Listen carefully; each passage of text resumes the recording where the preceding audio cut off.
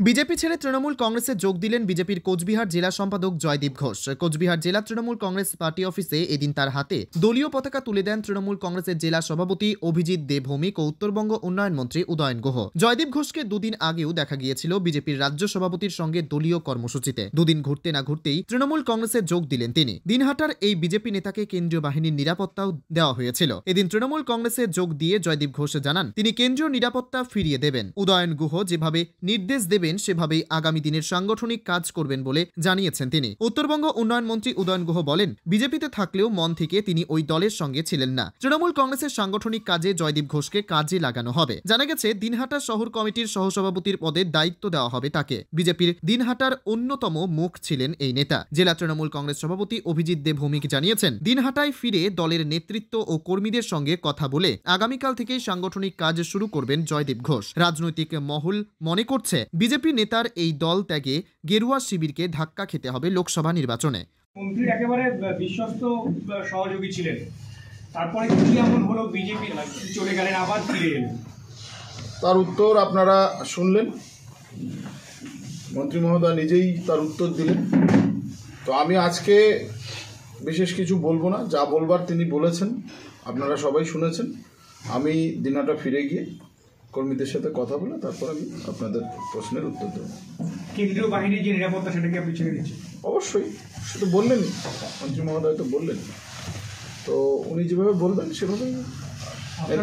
চাপ বা কিছু সেরকম কিছু? তারা আমার কোনো চাপ নেই, আমার কোনো চাপও নেই, আর এসব নিয়ে আমি চিন্তাও করি না।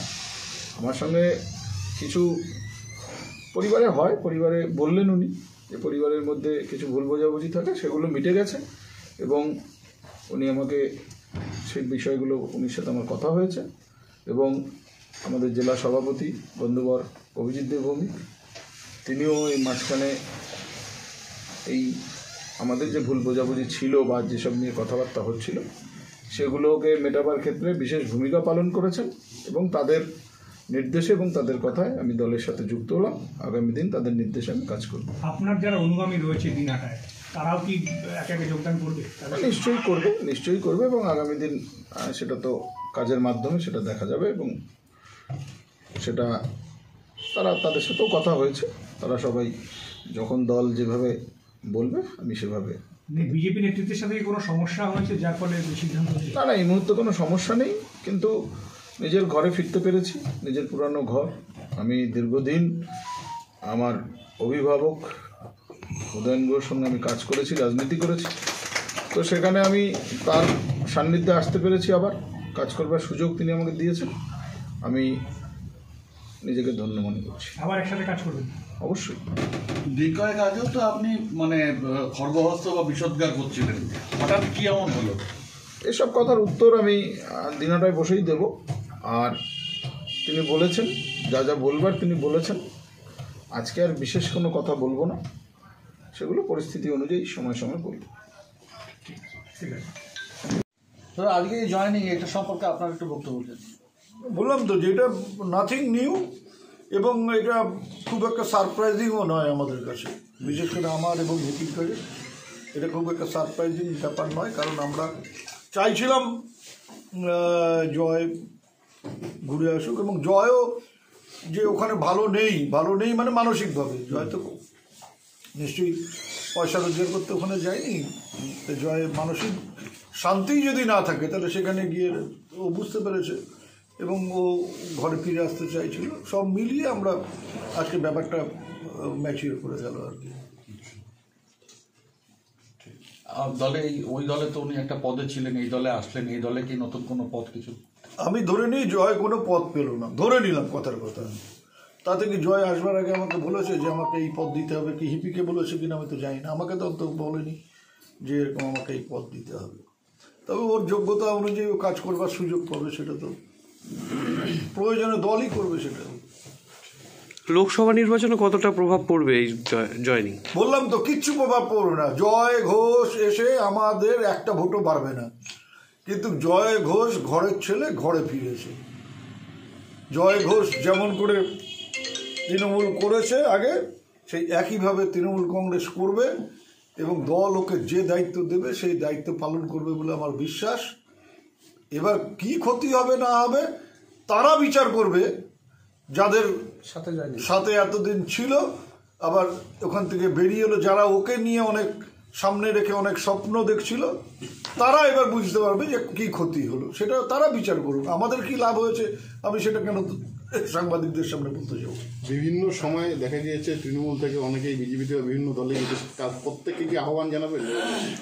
আমি তো বলছি যে দলের একটা কর্মী সে যেই হোক না কেন দল ছেড়ে যাওয়া আমাদের কাছে ক্ষতির ব্যাপার।